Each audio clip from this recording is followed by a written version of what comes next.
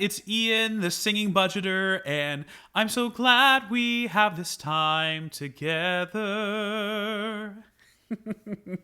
So welcome back to my channel. For those of you who are new here, I'm a singer-actor here in Orlando, Florida, and I'm on a journey to becoming debt-free. All right, so in today's video, we are going to be doing a budget recap of my very first paycheck in the month of September. And wherever you're watching this video, I hope you had a wonderful week. I had a pretty great one myself.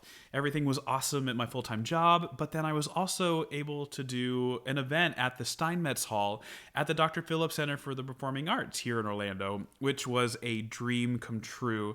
So yeah, a pretty great week, and I hope again that wherever you're watching it, you had an awesome week as well. But let's get into my budget recap, and let's start with my full-time job. So as you can see, I budgeted $922.31, which is my normal 40-hour-a-week paycheck that I expect. But I had the opportunity to make a little bit more money this week. So instead of $922.31, I actually made $989.70. And then I also had a couple extra streams of income this week that I wasn't really kind of expecting. The first one is I sold some furniture. So let's put that in. Furniture sale. And I budgeted $0 for this because I didn't know I was going to be doing that. But I ended up making $50. I had two end tables that I wasn't using anymore. And so I sold that on Facebook Marketplace. All right. And then this one was a little bit, out of left field. I had a tax proration agreement.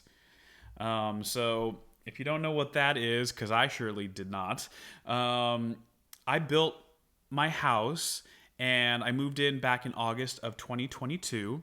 And when I was signing all the paperwork for my mortgage and the loan itself, there was a tax proration agreement in the documents that I signed. And basically what that was is the builder agreed to pay a certain amount of my taxes that were due for the year. And I was then, responsible for the remainder of the taxes for the year. But they only allotted for what they thought my tax bill was going to be. And it ended up being a lot more than that. So they're responsible from January 1st all the way up until August 22nd, and then I was responsible for August 23rd through the end of the year.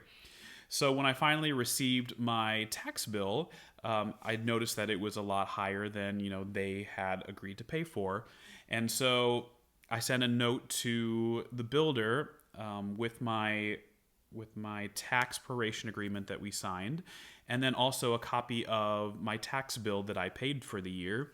And so they made up the difference of it.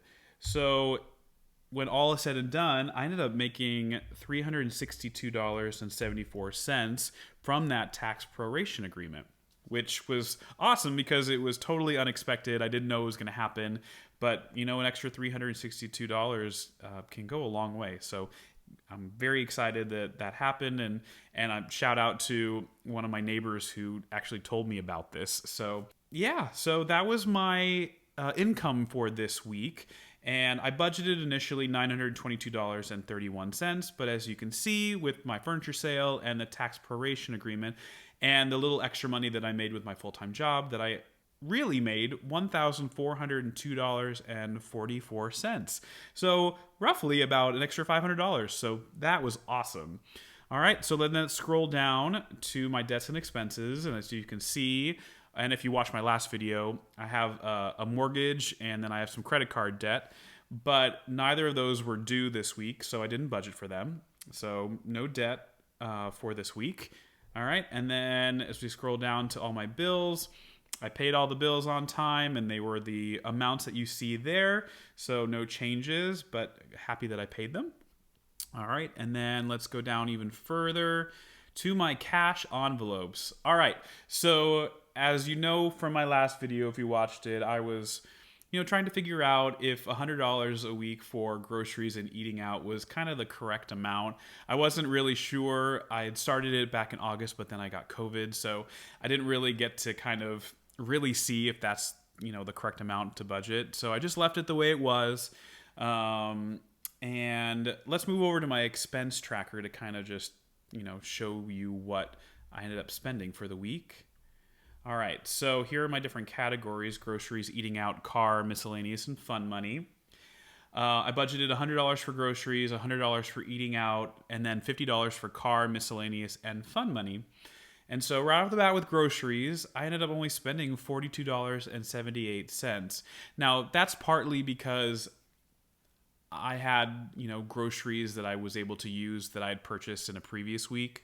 But it was way under $100, so I only spent $42.78.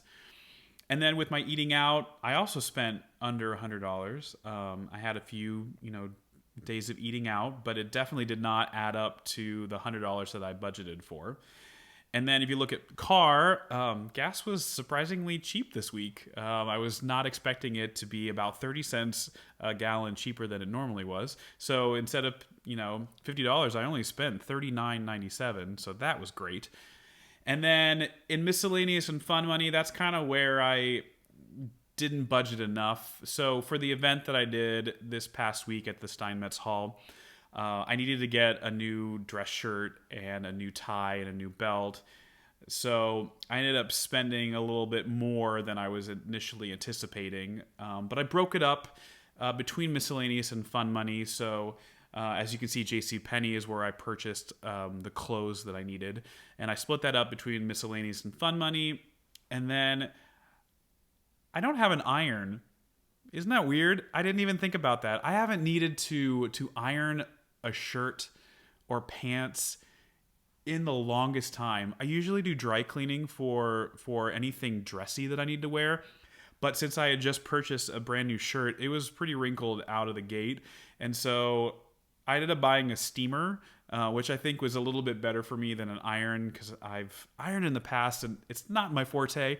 But the steamer worked out really well, and now I have it for any other ironing that I need to do for the remainder of the time that I will be performing. So so I ended up going a little bit over budget, in the miscellaneous category because of that. But all these purchases were definitely needed, and I'm not upset about it. And because I was very much under budget on groceries, eating out, and my car budget, I don't feel bad about spending any extra money this week. But let's go back to my paycheck and fill in the numbers. So as for groceries, as you saw, I ended up spending $42.78. And then for eating out, I only spent $74.43. Car came in at $39.97, which is definitely the cheapest I paid for gas in a long time. And then fun money was $45.87. And then miscellaneous came in at $82.09. All right. So a little over budget on the miscellaneous category, but as you can see, I had budgeted $350 and I only spent $282. So win for me there. I saved about $70. All right, so let's move down into my sinking funds. As you can see, there's nothing there because I'm going to wait until next week to budget for my sinking funds for the month. So nothing this week. And then I had no extra expenses, so that's great. Kept on track with that. And then let's go down to investing. And I put $10 a week into my online high yield savings account every Friday. So I did that, as you can see. So let's just tally it all up. All right, so I budgeted $922.31, but I actually made $1,402.44. Nothing on debt this week. Controllable debt was what I budgeted for.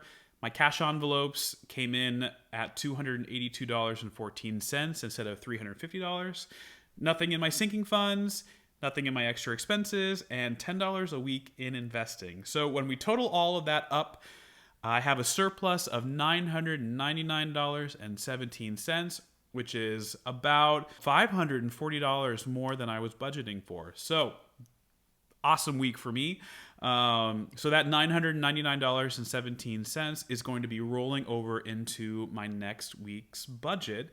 I never want to throw anything that I have made extra into my debt until the end of the month, just in case anything were to, come up that wasn't expected.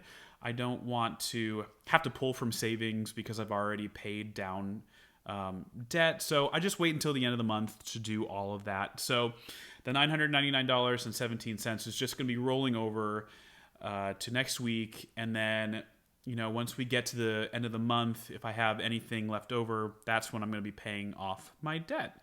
But overall, a really great week. I'm really happy with it. It was an awesome week for me as a performer. Got to do an awesome event. So I'm feeling really good. I hope, again, you've all had a wonderful week. Tell me something in the comments that you did this week that you were really excited about. And I hope all of your budgets went well for the week as well. All right, so that is where we're going to end this video. If you like what you saw, please subscribe to the channel. And until next time, have a musical day.